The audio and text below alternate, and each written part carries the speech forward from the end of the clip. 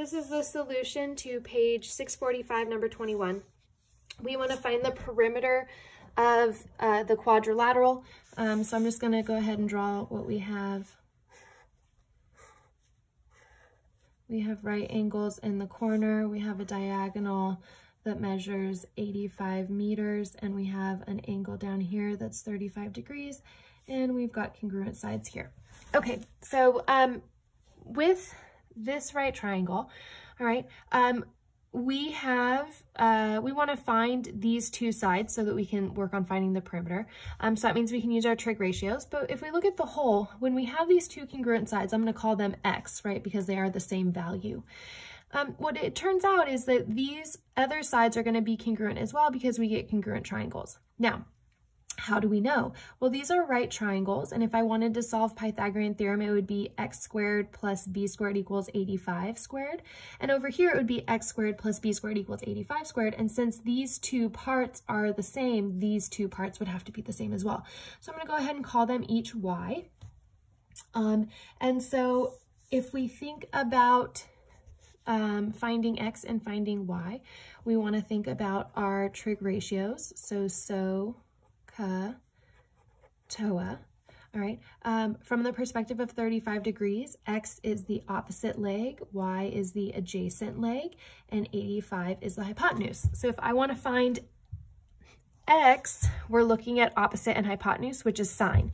So we have sine of 35 degrees is equal to x over 85. And so we want to get x by itself, so we're going to multiply both sides by 85.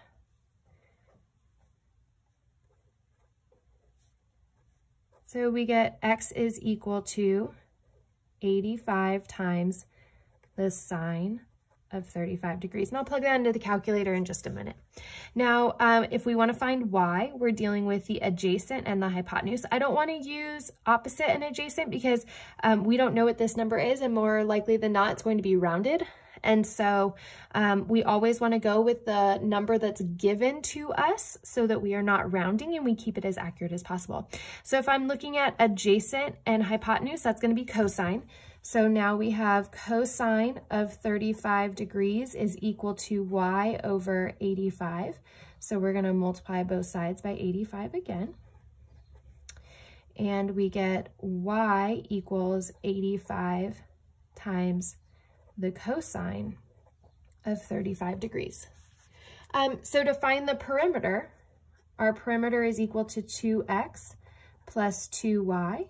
And so what I'm going to do is I'm going to plug this into the calculator, and I'm going to add it to this in the calculator, and then I'm going to multiply by 2, right? This is 1x, this is 1y. If I add those together, I have x plus y, and then if I multiply by 2, I get 2x plus y.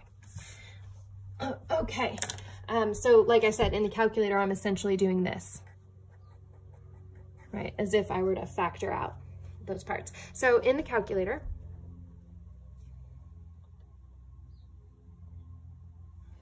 all right, so clear, we want this trig function, come on. There we go. Okay, so we want to do 35 degrees. So we're going to do 35, and then we want sine. I was doing some previous problems, so you have to always be really careful. I'm in sine inverse. I'm going to press that second button to release it, and where you have sine. So sine of 35 degrees is 0.573. And then we want to, I don't want to write that down. I want to keep it so it stays as accurate as possible. I want to multiply by 85. So times 85. And we press enter. Okay.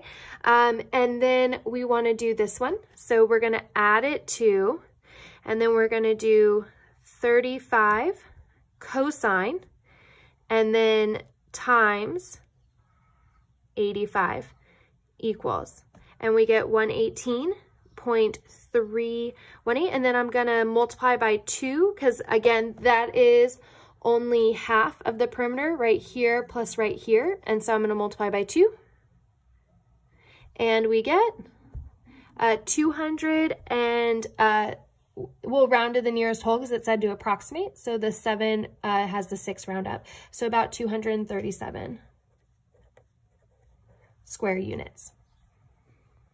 I'm not square units. It is perimeter, so just units. And we are in meters.